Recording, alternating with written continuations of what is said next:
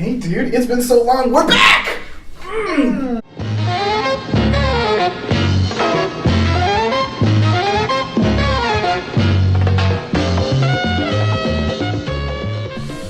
So, welcome to PHT Café. We're back! Yes!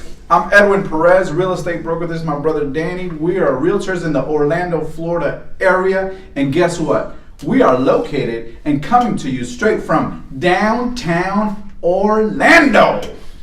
Anybody who watches this show who doesn't live in Orlando is like, yeah, okay.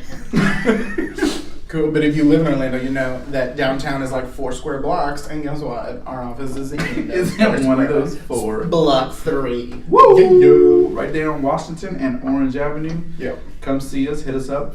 I was going to say 4th floor. We're not on the 4th floor. We're not. You can go to the 4th floor. floor. Mm. We don't even know who's on the 4th floor.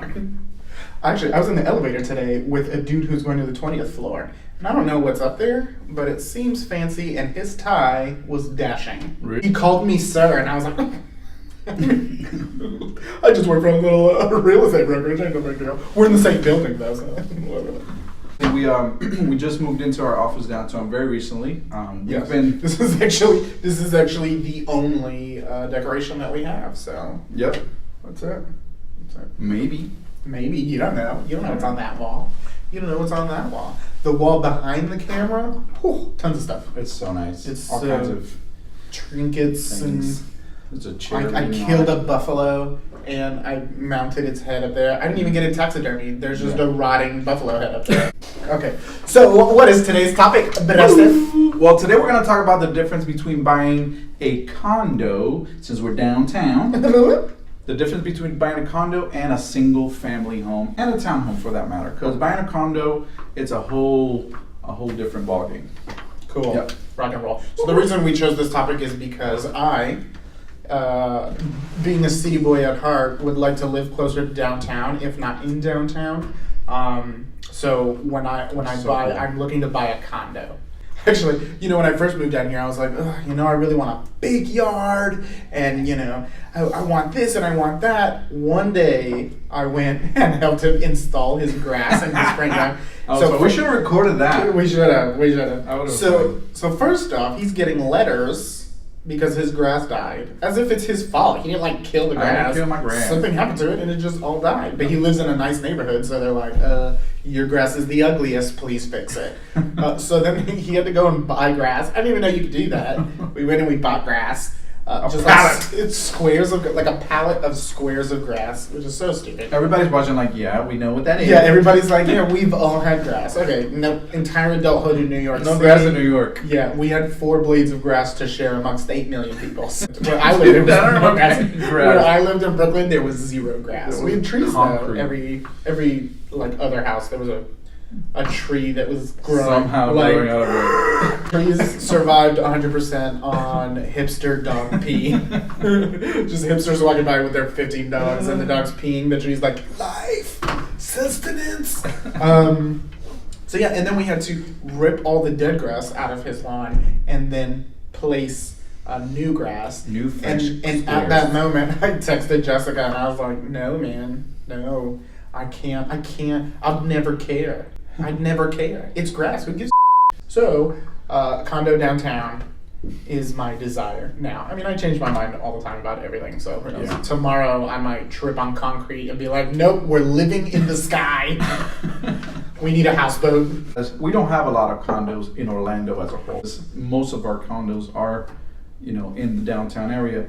In the general Orlando area, you don't see a lot of condos, and if you do, they're the smaller complexes, the 2 or 3 story complexes where you share a condo in the building. But most people come here looking to buy a single family home. Okay, so first we're going to talk about the difference in ownership between a condominium and a single family home. So in a condominium, you own the space in between the walls of your unit, and you share all the space outside. So you share elevators, you share hallways, you share pools, fitness centers, whatever it is that the condominium complex has. Right. You share everything other than what's specifically inside your space, in your walls. Yep. Well, when you own a single family home, you don't share anything because you own all of it. Mm-hmm. You own the land and you own everything on top of it. You own the walls, you own the roof, you own your yard, you own your grass, your driveway, your garage if it has a garage. So you actually own the entirety of the property. All of it. All of it belongs to you. That's so great. Wow.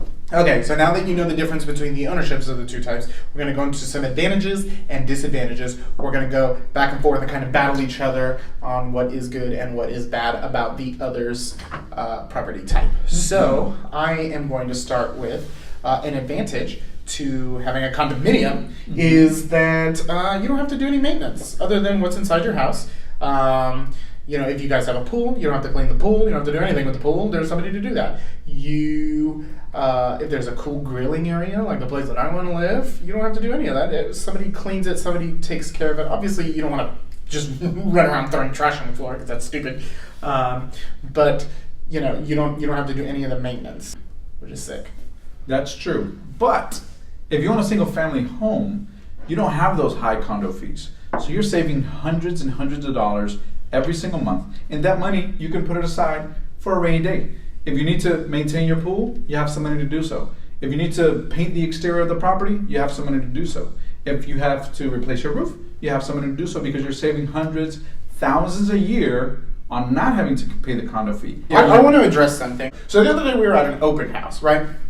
And whenever we do open houses, I'm mostly there for moral support.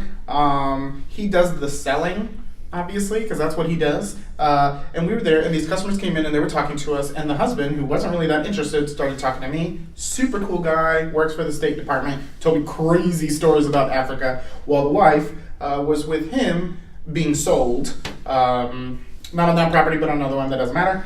And then randomly, while I was talking to the husband, he goes, he's doing all the selling, but you're the older brother. Pointing to him. Say what? So first off, sir, he is my older brother. Not only that, publicly, he's 10 years older than me. So my question is he extremely beautiful or am I disgusting? No. That's what I want to know. It's probably my beard. It's my beard. I have a big old beard. Yeah, it is. But if I shaved it off, I would jump from apparently I'm 40, or at least 41 or 42. I would drop down to 13. I look like if Rosie O'Donnell was a 13-year-old boy. So do you like to entertain and have people over and kind of listen to some music and hang out? Well, when you own a single family home, you have a nice yard, you can fix it up how you want. If you want to have a pool, build a pool. If you want to have a grill there, and you can have a gathering without having to worry about bothering the neighbors. So you have more privacy to have gatherings and events with your family without having to bother other people. Cool. Mm-hmm. I would counter that with, I hate when people are over my house, so no thank you.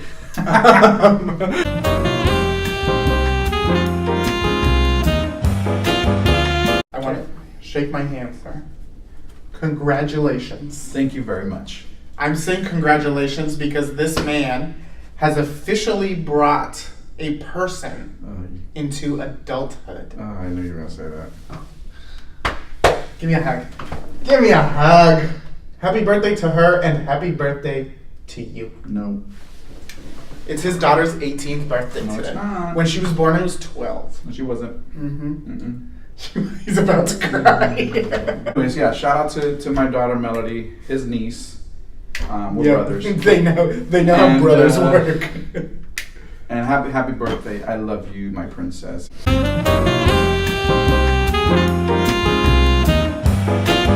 Now we're going to talk a little bit about the differences when actually buying it and the obstacles in financing.